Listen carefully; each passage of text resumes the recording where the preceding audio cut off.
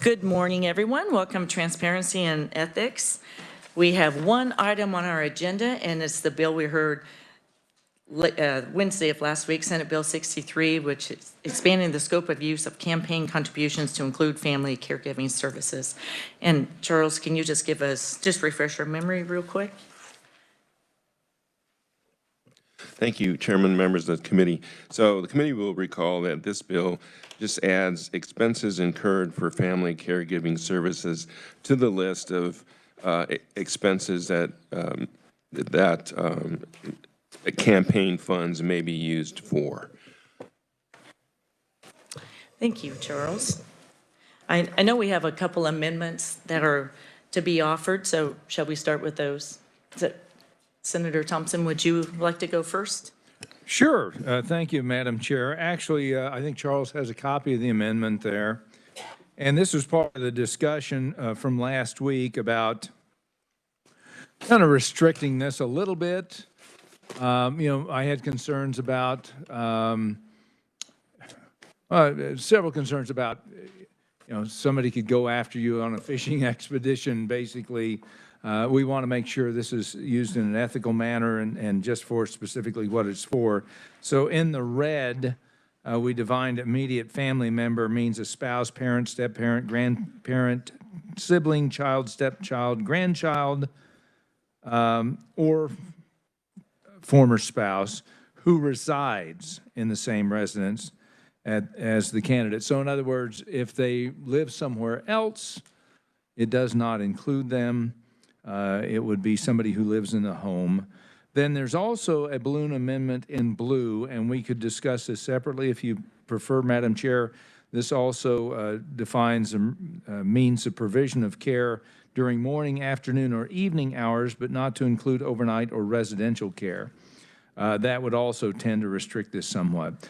I could see some opposition to this in cases where somebody had to serve a late night here at the Senate on since we do go late sometimes and need overnight child care or care for an elderly parent or something like that. So I would suggest perhaps that we consider those separately, but I would offer those two amendments, Madam Chair.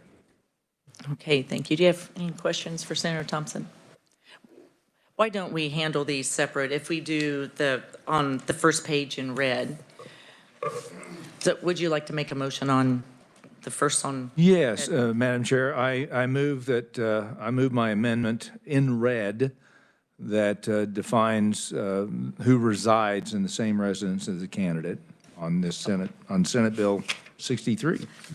And kind of an odd, cumbersome motion, but that's what I move. Well, we break them down easy. Okay. So I saw Senator Francisco seconds. Discussion.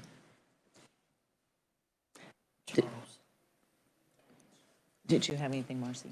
No. You took a breath. I did because... Senator Francisco. Thank you, Madam Chair. So this would eliminate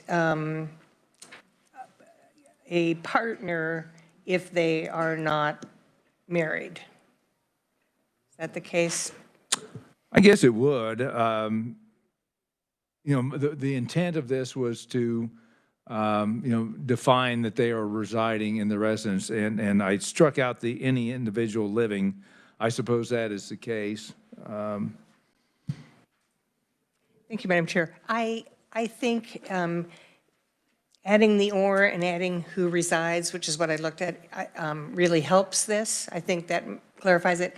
But I'm just going to withdraw my second because I do know that we have issues with partners, and I don't want to make things more difficult for them because they are often the only safety net for another individual.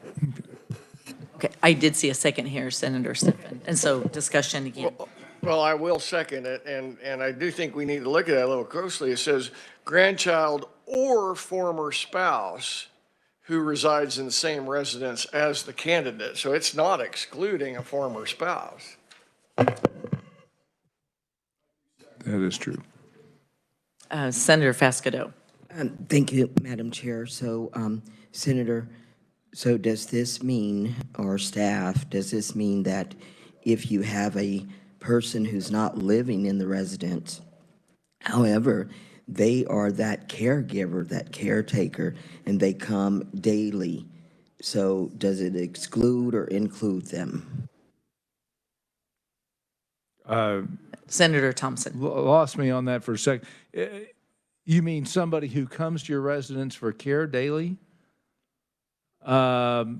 I mean, you could see all sorts of different variations on this, I think. The intent was to limit it really to family members, or in case of a former spouse, former family members, not just anybody who comes by for care. I could see all sorts of different variations on this, and I suppose we could come up with a number of different scenarios. Madam Chair, Senator, just to clarify, I meant that person would be providing the care to the child or the... Well, this wouldn't prevent that. Okay, thank No. If somebody came into the home to prevent, this would allow them to use that expense. I misunderstood where you're going on that. Use that expense for care in the home if necessary. Yes, this does not preclude that at all. Thank you. Any other discussion? All right, let's vote on the red part of the amendment. All those in favor say aye. Aye. Opposed, no. Motion passes. All right, so let's skip to your blue amendment on the back, Senator Thompson, while we're on the same sheet. Yeah, and the blue amendment just sort of, again, restricts it more to the time of day during the morning, afternoon, or evening hours, not to include overnight or residential care. And again, I would bow to the will of the committee on this one. If we were to change that to restrict it to, I don't know, the trouble is you start getting the scenarios on this one. So, Senator Dahl. Thank you, Madam Chair. I've been here and watched the sun come up. Yeah. So it's seldom, sure, but I don't know if we want to have a cutoff on that, because I don't want wake up a babysitter at 4 a.m, tell her she has to drive home or whatever. But yeah, I think most of us here have seen the sun come up a time or two. I would propose a conceptual amendment if you would allow, and that would be not to include more than one night, overnight, or something like to that. Or not to include any more than, and Charles, you can help me on this one, include more than one or two consecutive nights. I mean, I could see where you might have somebody doing something on a weekend where it's necessary. So it would be during morning, afternoon, or evening hours, but not to include overnight or residential care for more than 2 consecutive nights. Senator Dahl. Thank you, Madam Chair. A little bit before some of our time here, not only did I see the sun come up, the next night we were here until like 4 o'clock in the morning. And that day after that, we were here until about 2 or 3 in the morning. It was a pretty rugged year, but there's been 2 years like that. So, it's just, I don't know if one night will cover it, because, and hopefully we never do that again, but we've done it. Oh, I'm sure. I've done the same thing covering tornadoes. So back-to-back nights. So. Senator Reichman. Thank you, Madam Chair. And if you want to go ahead. No, please. I had to go to the doctor when this was going on as this bill was being brought forward, and so I'm trying to wrap myself around this, your amendment. Are we talking about during the whole year, or were we just talking just in session time what the Senator Dahl was talking about.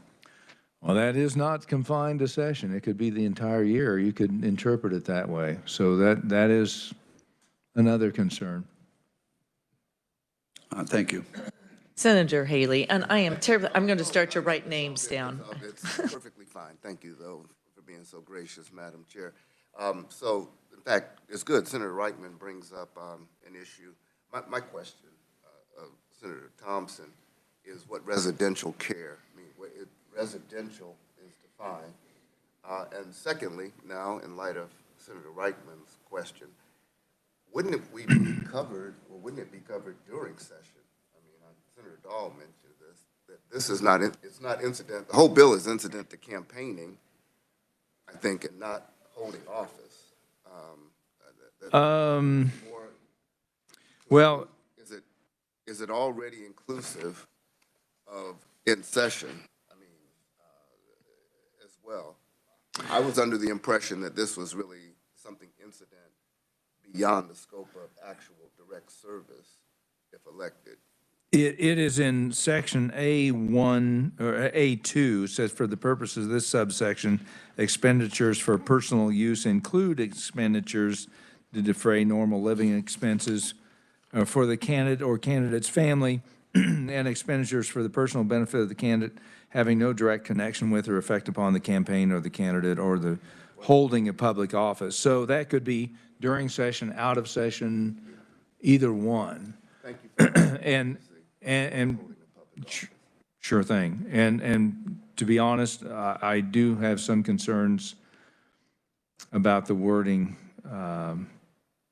after Senator Reichman's comment, because how many times do you use this 2 times a night during the course of the year? Could use it 2 nights, then off a night, then 2 nights, and off a night. That could be abused as well. Well, for clarity, I did think all along that this was campaign related and not during the actual time that we're in office, because that's just incidental then to a job you've taken on. You've Right. taken on the job and getting to the job. Like on the weekends, for example, that this would apply when we're actually not in session on the job. That was my misunderstanding. I appreciate the And it would. And finally, residential, what does that mean in your depth for the, is that somewhere defined in here, what residential means? It is not, Charles. I don't know if Charles, Madam Chair, can He's provide itching to that. talk to us, too. So, bet he is. Revisor Charles, you have probably a thought and a question to answer. Thank you, Madam Chair. So I think it's been resolved, but just with respect to the conversation, I just wanted to direct the committee's attention to the first page of the bill, lines 31 through 34, which sort of provide the scope of the family caregiving services. And you can see that it's as a result of the candidacy for office or holding office, and are directly related to or have an effect on the candidate's campaign activities or duties as an office holder. So just wanted to direct the committee's attention to that. And with respect to the question, no, residential service is not defined. I think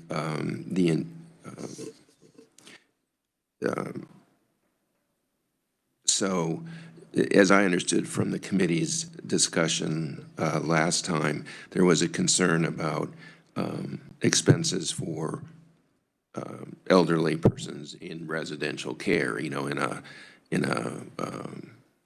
caregiving facility where they were actually residing. So that's sort of where that is headed, but there is no definition for residential. Senator Dahl. So this brings up another question. Let's say, I think my distinguished Senator Wright one time went to California, and if he would have, let's say we have somebody going to California and they take their kid with them and they bring a nanny, that could be a campaign expense directly related to your candidacy. Or let's just say that you left him home, left your kid home, and you went to a conference in Iowa or somewhere, then we have limited nights that you can use that. Well, maybe, you know, then you might take it out of your own pocket. I think this bill needs work. And we also have Mark Skolin in the audience, Ethics Commissioner or Director. Mark, can you enlighten us on any of this? How the commission looks at reimbursing candidates who are traveling out of state, I think is what I'm hearing right now. Sure. The only thing the commission would look at, almost all, there are, I think, 7 categories of permissible uses for campaign funds now. Right now, the commission pretty much looks at, does it meet one of those categories? Almost all expenses qualify, that do ultimately qualify, fall into one of 2 things. Either they are legitimate campaign expenditures, which can be very broad at times, or legitimate office holder duties, which is typically a pretty narrow exception. So that's really the way that we would approach it. If there's an expense that was incurred and there was a question that arose about whether or not this was a permissible expenditure, we would simply ask and say, well, what's the nexus to the campaign? Or was this triggered by an office holder duty of some sort? And just explain that. It's actually a pretty common item on an error and omission notice. So the person provides that explanation and it becomes part of the report. Thank you, Mark. Don't leave. I think, does anyone have any questions for Mark? So if I'm understanding, if there is babysitting expenses while someone is traveling overnight, they turn that in on their report and it can be looked at favorably. It's not a category we have to put under childcare. If it is something that, correct. So the commission has that opinion where that specifically held that childcare is a permissible expenditure. They don't define what childcare is, and it's by advisory opinion only. If it is triggered, just like this bill requires, specifically by a campaign duty of some kind or an office holder duty. As long as one of those is true, then childcare is currently a permissible campaign expense, and the commission has an advisory opinion holding that as well. But again, the bill is, I think, superior to the advisory opinion in a few different ways that we've talked about. But yes, those are currently permissible expenditures as long as that nexus exists. Senator Dahl. Thank you, Madam Chair. So let's say I did take another junket and I brought my nanny with me to watch the kid. Would my campaign expenses cover her airline ticket or his airline ticket plus their expenses while they were there, because I had to go on a campaign deal? I paid for my child's ticket, but my campaign paid for my nanny's. The commission might have a question about why the child had to come with you and whether or not that was necessary. If it was necessary for the child to come with you for some reason, then, and you have a campaign event at the location, then yes, the cost during that campaign event would be covered. In terms of flying someone out, probably not. I'm assuming unless you're flying somewhere where there just isn't childcare on location that you could hire. Can I go? Yes. Okay. Just go ahead, Senator Dahl. Because the kid had to go with me, I wanted my kid with me, and I paid for all his expenses. But the daycare aspect, you know, I'm going to be at meetings and such, you know, and receptions and having a good time, going to Napa Valley. And so I'm just wondering if they'll cover the expenses on the nanny. It would have to be a legitimate campaign expenditure. So it would have to be, just like this bill, it would have to be triggered by some sort of legitimate campaign item. If there's a campaign event that's going on in Napa, first, congratulations, that sounds like a lot of fun. But then, yes, the childcare during that period when that campaign event was occurring is something that you could have covered by your campaign fund. The cost of flying someone out there, it would have to be, that's a pretty fact-dependent inquiry. I'd probably say no. You probably cannot fly someone out there just for that purpose. Senator Fasquedo. Thank you, Mark. Thank you, Madam Chair. Mark, but in current law, we passed legislation to whereas we can use campaign funding if we're going to a conference, we can pay for our spouse's trip. Is that correct? Your campaign fund cannot pay for your spouses to travel with you unless they're attending some sort of campaign service for your campaign, which does occur occasionally. So we didn't pass legislation to allow your staff person? You can bring staff, as long as they're performing some sort of campaign service or office holder duty for you. And do we get to pay for their airline ticket? In that instance, then yes, Okay. but not generally, no. And so let's say, because I really do have an event back here in Topeka dealing with my, as a lawmaker, I'll be in Wichita, it's in April. So I'll travel back here for that event, so I can reimburse myself for mileage and lodging out of campaign account as long as it's, As long as it's tied to a legitimate campaign expenditure or office holder duty, then yes. thank you so much. That is correct. Senator Thompson. Thank you, Madam Chair. I haven't made a motion on the blue amendment. It's very clear that there's some work to be done, and I think we need to get Senator Dahl's nanny included in all this. So I too believe that perhaps that this bill does need some work before we advance. I'll leave it to the will of the committee, but I'll withdraw the blue motion. We've got the red one across, and we'll just leave it with that. And Mark, I do appreciate you being here and also clarifying that childcare is recognized with the commission. That does help us with that, although it doesn't do the disabled person or a senior. Is that correct? Okay, so childcare. So we have one amendment. Senator Haley.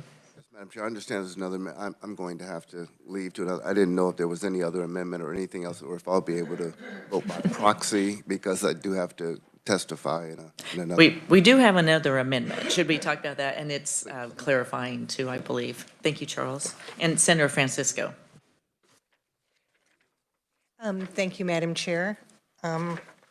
One never knows if these can be straightforward or not, but I hope this is.